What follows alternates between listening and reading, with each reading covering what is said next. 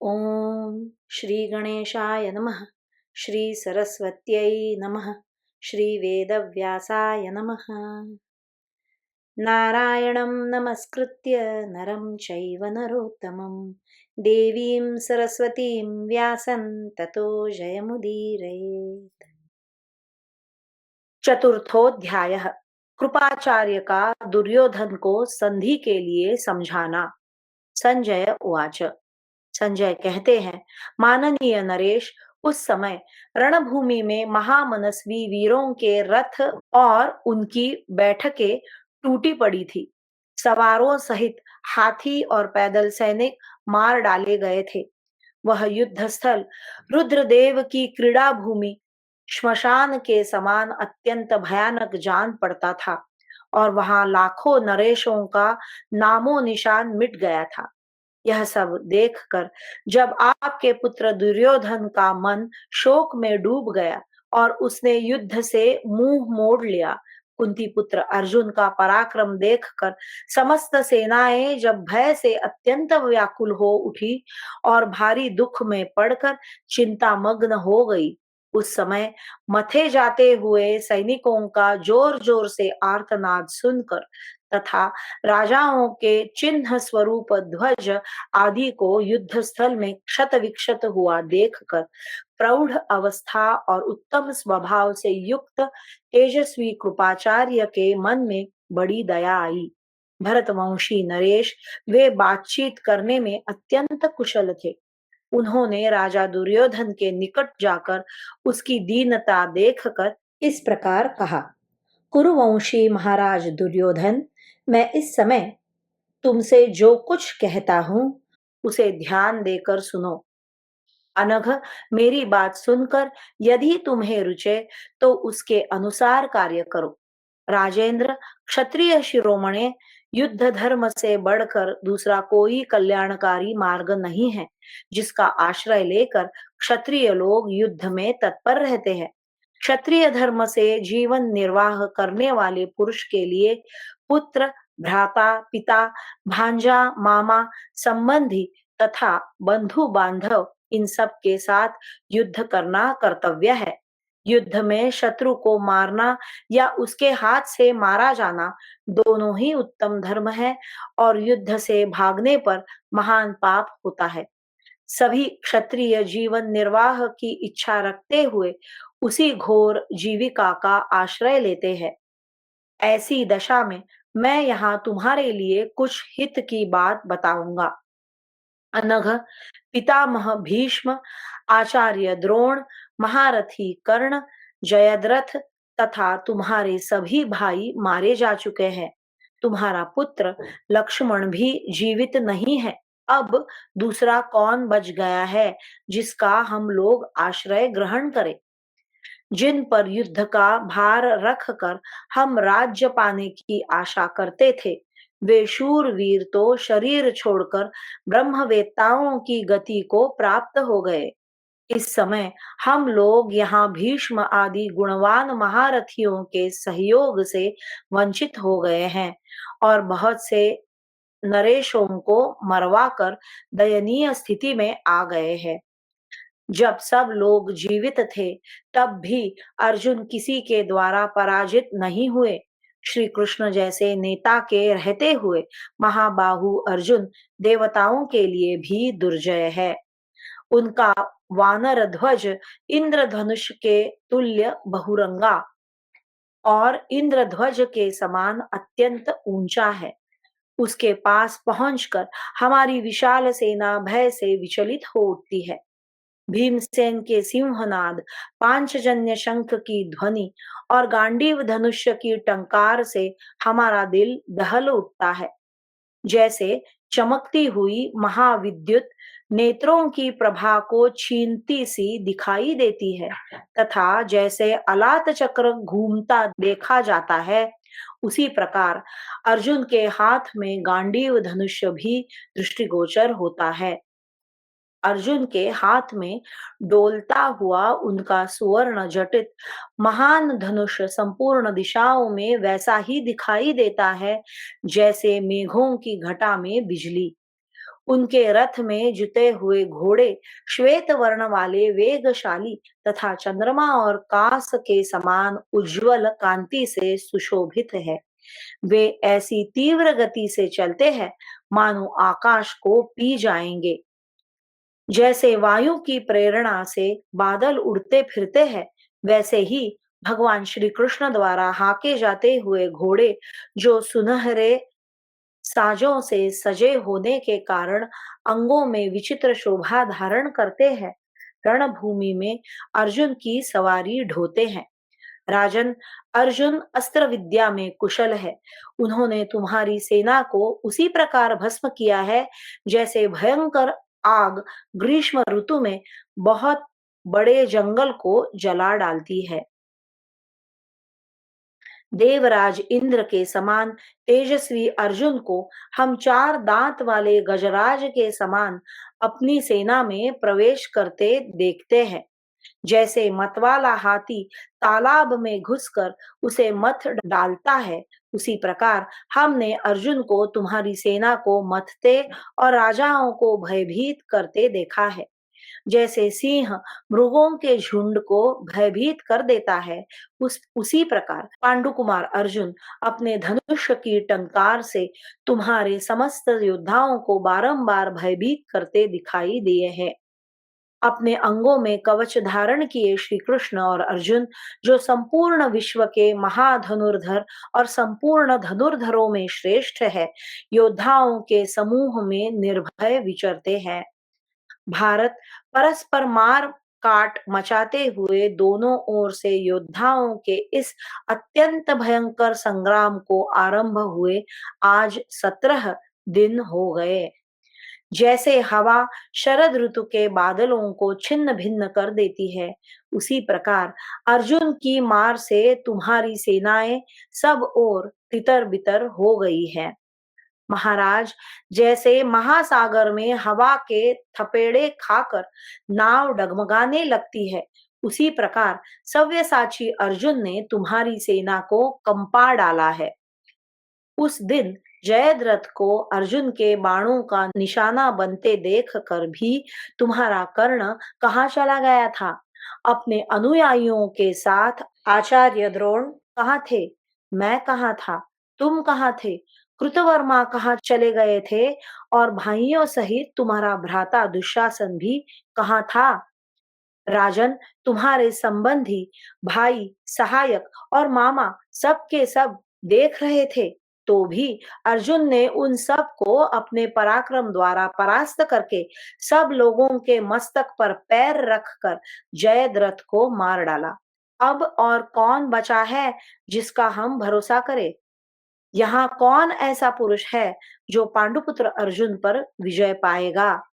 महात्मा अर्जुन के पास नाना प्रकार के दिव्यास्त्र है। उनके गांडीव धनुष का गंभीर घोष हमारा धैर्य छीन लेता है। जैसे चंद्रमा के उदित न होने पर रात्रि अंधकारमयी दिखाई देती है, उसी प्रकार हमारी यह सेना सेनापति के मारे जाने से श्रीहीन हो रही है। हाथी ने जिसके किनारे के वृक्षों को तोड़ डाला हो, उस सूखी नदी के समान यह व्याकुल हो उठी है। हमारी इस विशाल वाहिनी का नेता नष्ट हो गया है। ऐसी दशा में घास फूस के ढेर में प्रज्वलित होने वाली आग के समान श्वेत घोड़ों वाले महाबाहु अर्जुन इस सेना के भीतर इच्छानुसार विचरेंगे। उधर सात्यकी और भीमसेन दोनों वीरों का जो वेग है, वह सारे पर्वतों को विदीर्ण कर सकता है, समुद्रों को भी सुखा सकता है। प्रजानाथ, द्यूत सभा में भीमसेन ने जो बात कही थी, उसे उन्होंने सत्य कर दिखाया, और जो शेष है उसे भी वे अवश्य ही पूर्ण करेंगे। जब कर्ण के साथ युद्ध चल रहा था, उस समय कर्ण सामने ही था, तो भी पांडवों द्वारा रक्षित सेना उसके लिए दुर्जय हो गई, क्योंकि गांडीवधारी अर्जुन व्यूह रचना पूर्वक उसकी रक्षा कर रहे थे। पांडव साधु पुरुष है, तो भी तुम लोगों ने अकारण ही उनके साथ जो बहुत से अनुचित बर्ताव किए हैं, उन्हीं का यह फल तुम्हें मिला है।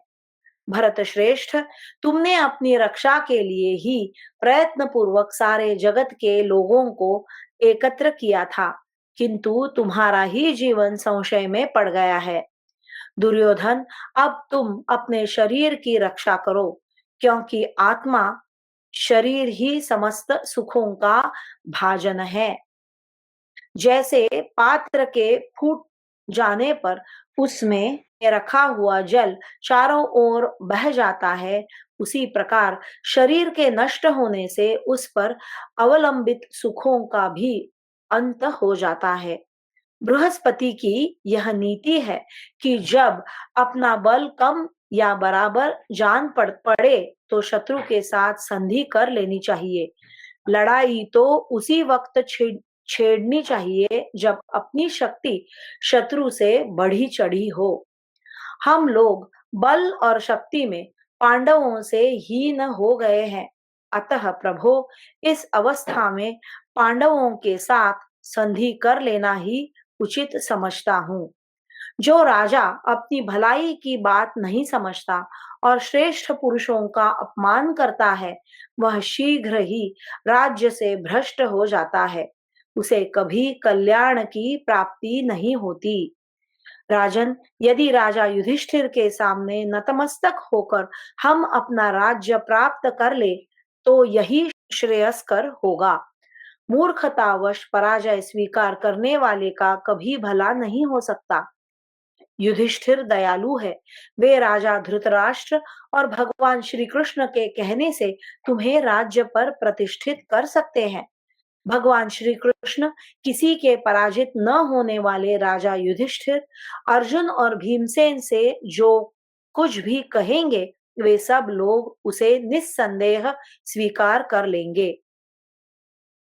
कुरुराज धृतराष्ट्र की बात श्री कृष्ण नहीं टालेंगे और श्री कृष्ण की आज्ञा का उल्लंघन युधिष्ठिर नहीं कर सकेंगे, ऐसा मेरा विश्वास है।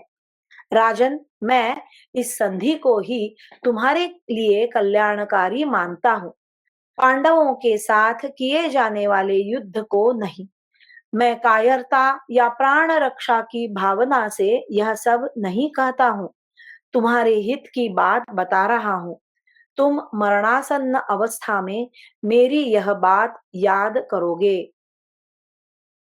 शरदवान के पुत्र वृद्ध कृपाचार्य इस प्रकार विलाप करके गरम गरम लंबी सांस खींचते हुए शोक और मोह के वशीभूत हो गए। इस प्रकार श्री महाभारत शल्य पर्व में कृपाचार्य का वचन विषयक चौथा अध्याय पूरा हुआ। पंचमोध्याय। दुर्योधन का कृपाचार्य को उत्तर देते हुए संधि स्वीकार न करके युद्ध का ही निश्चय करना। संजय उवाच। संजय कहते हैं, प्रजानाथ, तपस्वी कृपाचार्य के ऐसा कहने पर दुर्योधन जोर जोर से गर्म सांस खींचता हुआ कुछ देर तक चुपचाप बैठा रहा। 2 घड़ी तक सोच विचार करने के पश्चात शत्रुओं को संताप देने वाले आपके उस महामनस्वी पुत्र ने शरदवान के पुत्र कृपाचार्य को इस प्रकार उत्तर दिया। विप्रवर, एक हितैषी सुहृद को जो कुछ कहना चाहिए वह सब आपने कह सुनाया। इतना ही नहीं, आपने प्राणों का मोह छोड़कर युद्ध करते हुए मेरी भलाई के लिए सब कुछ किया है। सब लोगों ने आपको शत्रुओं की सेनाओं में घुसते और अत्यंत तेजस्वी महारथी पांडवों के साथ युद्ध करते हुए बारंबार देखा है। आप मेरे हितचिंतक सुहृद है, तो भी आपने मुझे जो बात सुनाई है वह सब मेरे मन को उसी तरह पसंद नहीं आती जैसे मरणासन्न रोगी को दवा अच्छी नहीं लगती है। महाबाहो विप्रवर, आपने युक्ति और कारणों से सुसंगत, हितकारक एवं उत्तम बात कही है, तो भी वह मुझे अच्छी नहीं लग रही है। हम लोगों ने राजा युधिष्ठिर के साथ छल किया है। वे महाधनी थे, हमने उन्हें जुए में जीत कर निर्धन बना दिया। ऐसी दशा में वे हम लोगों पर विश्वास कैसे कर सकते हैं? हमारी बातों पर उन्हें फिर श्रद्धा कैसे हो सकती है? ब्राह्मण पांडवों के हित में तत्पर रहने वाले श्री कृष्ण मेरे यहाँ दूत बनकर आए थे, किंतु मैंने उन ऋषिकेश के साथ धोखा किया। मेरा वह कर्म अविचार पूर्ण था। भला अब वे मेरी बात कैसे मानेंगे? सभा में बलात् लाई हुई द्रौपदी ने जो विलाप किया था तथा पांडवों का जो राज्य छीन लिया गया था, वह बर्ताव श्री कृष्ण सहन नहीं कर सकते। प्रभो, श्री कृष्ण और अर्जुन दोनों दो शरीर और एक प्राण हैं। वे दोनों एक दूसरे के आश्रित हैं। पहले जो बात मैंने केवल सुन रखी थी, उसे अब प्रत्यक्ष देख रहा हूँ। अपने भांजे अभिमन्यु के मारे जाने का समाचार सुनकर श्री कृष्ण सुख की नींद नहीं सोते हैं। हम सब लोग उनके अपराधी हैं, फिर वे हमें कैसे क्षमा कर सकते हैं? अभिमन्यु के मारे जाने से अर्जुन को भी चैन नहीं है, फिर वे प्रार्थना करने पर भी मेरे हित के लिए कैसे यत्न करेंगे? मझले पांडव महाबली भीमसेन का स्वभाव बड़ा ही कठोर है। उन्होंने बड़ी भयंकर प्रतिज्ञा की है। सूखे काठ की तरह वे टूट भले ही जाएं, झुक नहीं सकते। दोनों भाई नकुल और सहदेव तलवार बांधे और कवच धारण किए हुए यमराज के समान भयंकर जान पड़ते हैं। वे दोनों वीर मुझसे वैर मानते हैं।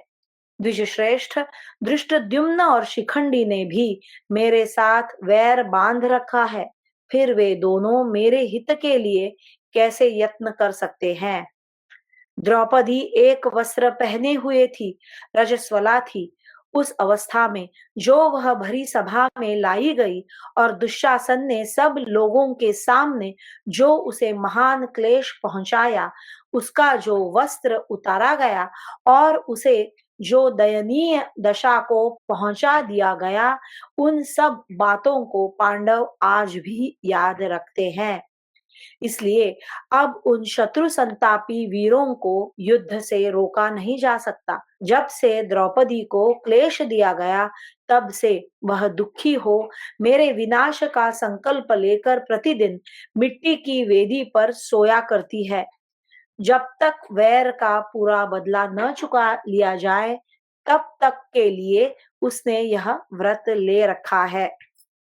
द्रौपदी अपने पतियों के अभीष्ट मनोरथ की सिद्धि के लिए बड़ी कठोर तपस्या करती है और वसुदेव नंदन श्री कृष्ण की सगी बहन सुभद्रा मान और अभिमान को दूर फेंक कर सदा दासी की भांति द्रौपदी की सेवा करती है।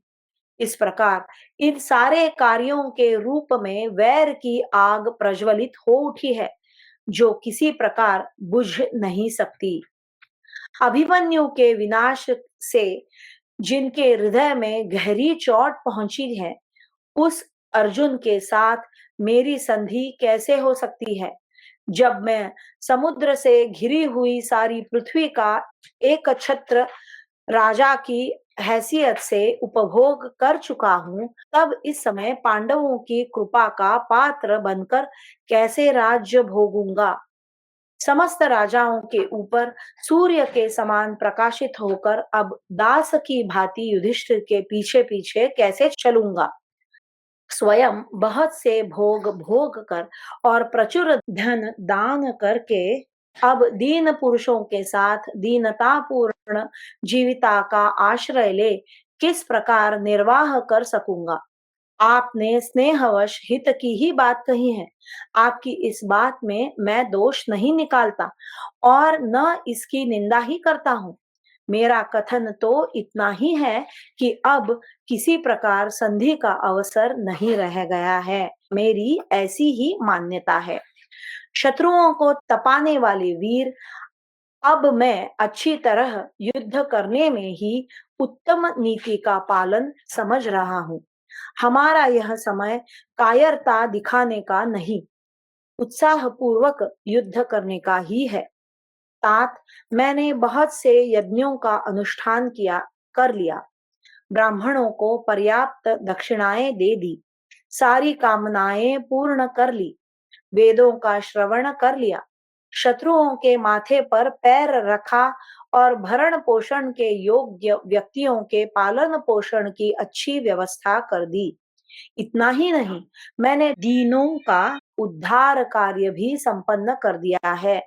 अतः द्विजश्रेष्ठ, अब मैं पांडवों से इस प्रकार संधि के लिए याचना नहीं कर सकता।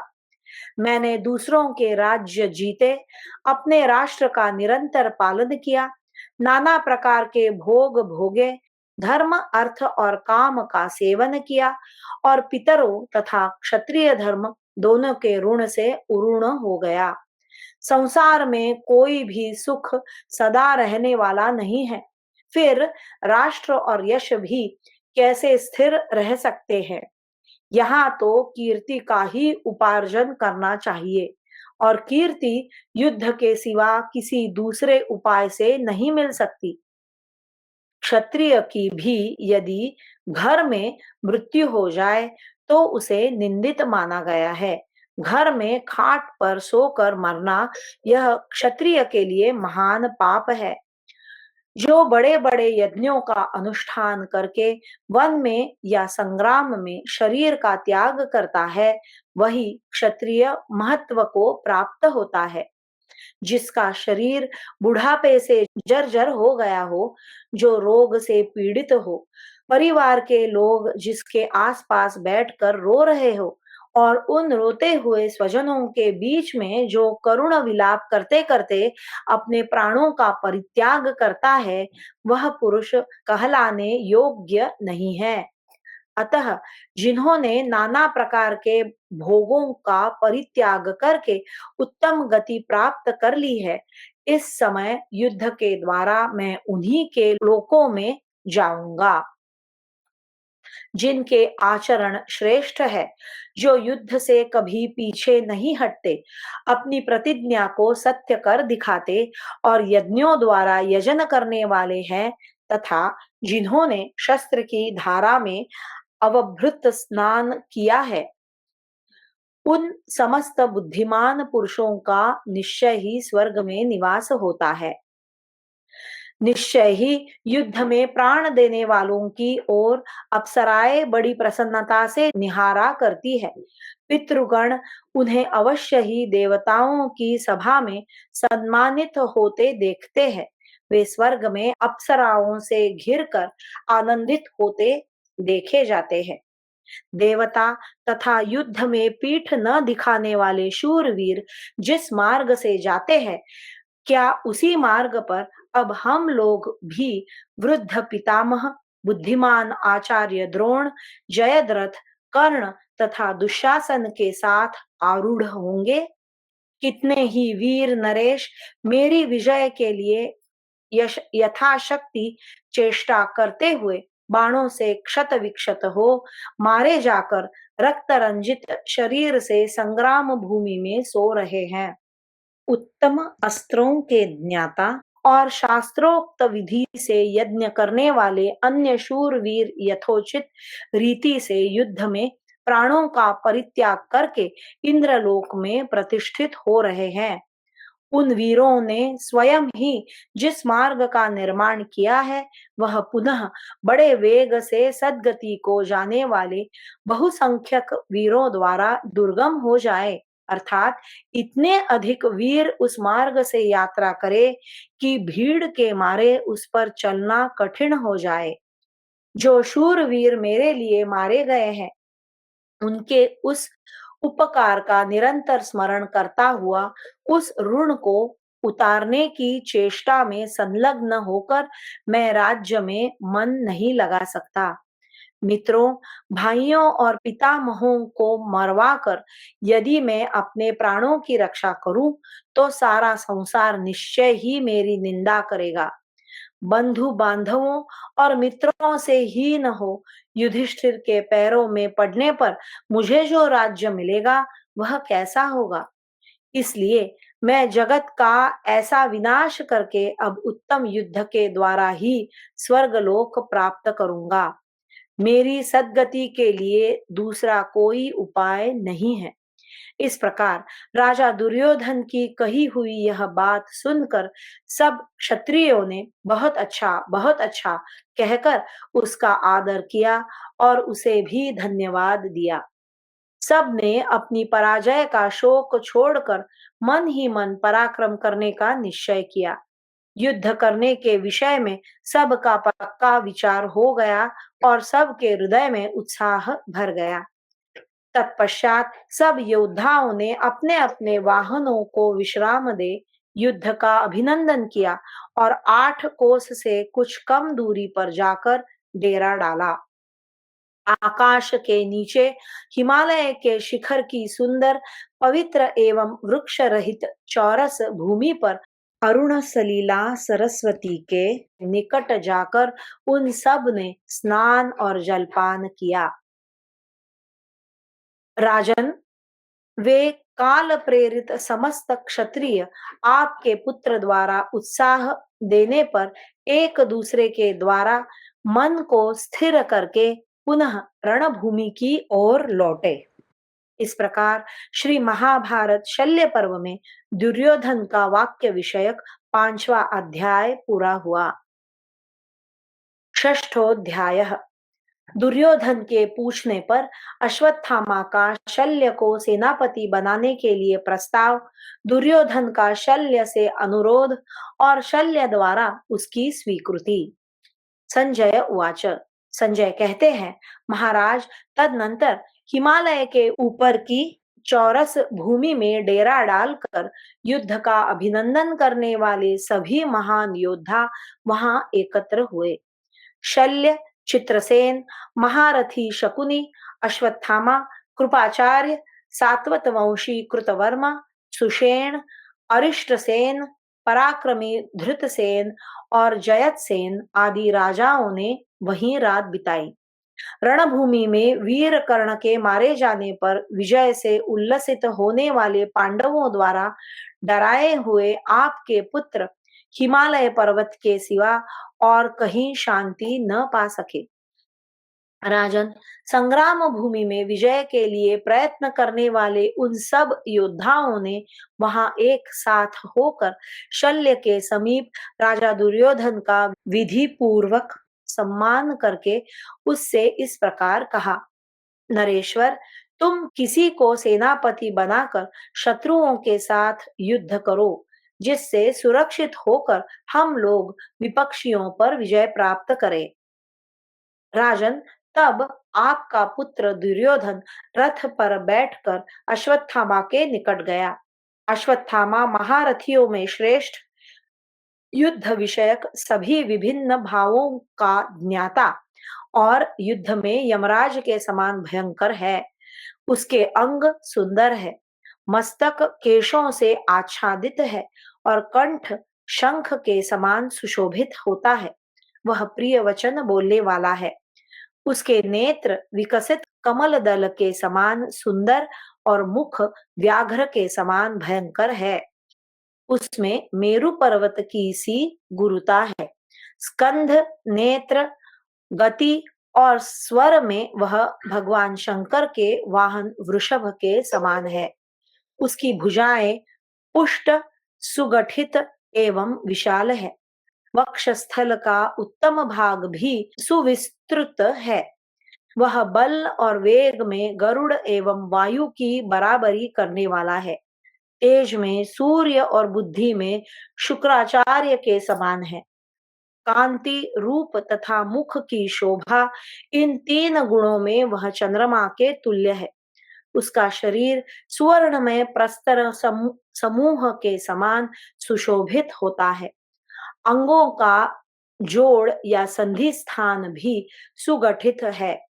उरु, कटि प्रदेश और पिंडलियां ये सुंदर और गोल है। उसके दोनों चरण मनोहर है। अंगुलियां और नख भी सुंदर है। मानो विधाता ने उत्तम गुणों का बारंबार स्मरण करके बड़े यत्न से उसके अंगों का निर्माण किया हो। वह समस्त शुभ लक्षणों से संपन्न, समस्त कार्यों में कुशल और वेद विद्या का समुद्र है। अश्वत्थामा शत्रुओं पर वेग पूर्वक विजय पाने में समर्थ है, परंतु शत्रुओं के लिए बलपूर्वक उसके ऊपर विजय पाना असंभव है।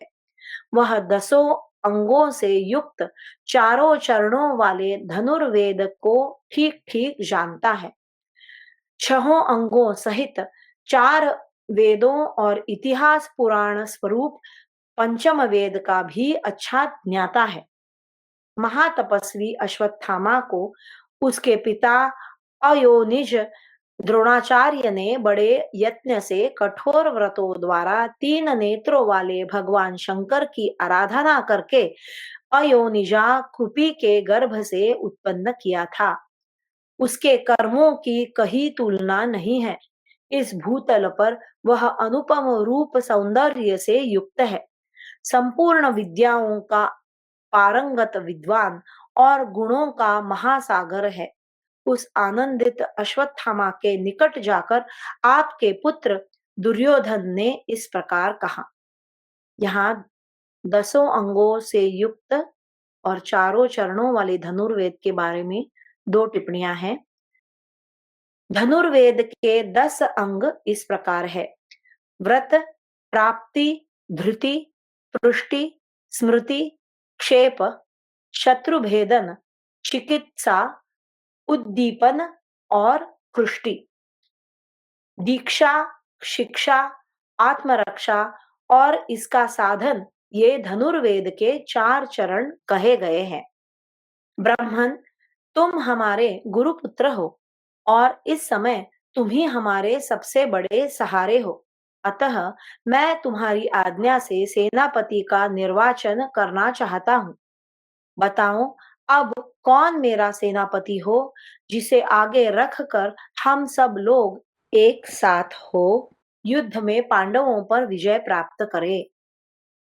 द्रौणीरुवाच, अश्वत्थामा ने कहा, ये राजा शल्य उत्तम कुल, सुंदर रूप, तेज, यश, श्री एवं समस्त सद्गुणों से संपन्न है।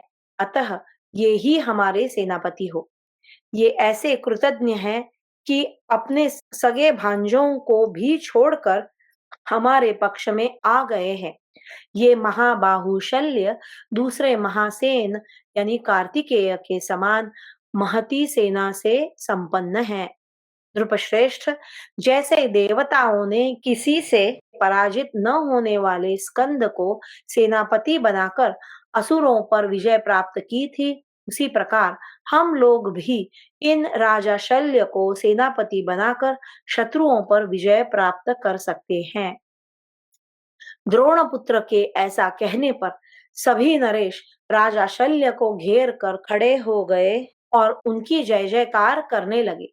उन्होंने युद्ध के लिए पूर्ण निश्चय कर लिया और वे अत्यंत आवेश में भर गए। तदनंतर राजा दुर्योधन ने भूमि पर खड़ा हो रथ पर बैठे हुए रणभूमि में द्रोण और भीष्म के समान पराक्रमी राजा शल्य से हाथ जोड़कर कहा, मित्र वत्सल, आज आपके मित्रों के सामने वह समय आ गया है जबकि विद्वान पुरुष शत्रु या मित्र की परीक्षा करते हैं। आप हमारे शूरवीर सेनापति होकर सेना के मुहाने पर खड़े हो।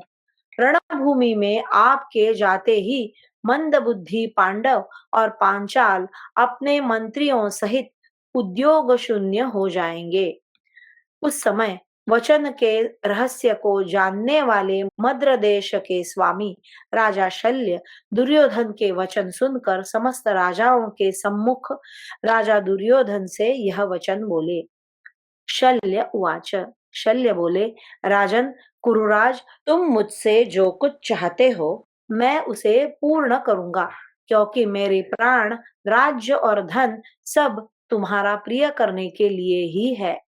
दुर्योधन उवाच, दुर्योधन ने कहा, योद्धाओं में श्रेष्ठ मामा जी, आप अनुपम वीर है, अतः मैं सेनापति पद ग्रहण करने के लिए आपका वर्ण करता हूँ।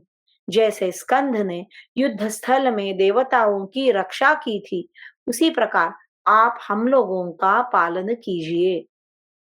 राजाधिराज वीर जैसे स्कंद ने देवताओं का सेनापतित्व स्वीकार किया था, उसी प्रकार आप भी हमारे सेनापति के पद पर अपना अभिषेक कराइए तथा दानवों का वध करने वाले देवराज इंद्र के समान रणभूमि में हमारे शत्रुओं का संहार कीजिए। इस प्रकार श्री महाभारत शल्य पर्व में शल्य और दुर्योधन का संवाद विषयक छठा अध्याय पूरा हुआ। हरि ओम। श्री कृष्णार्पणमस्तु।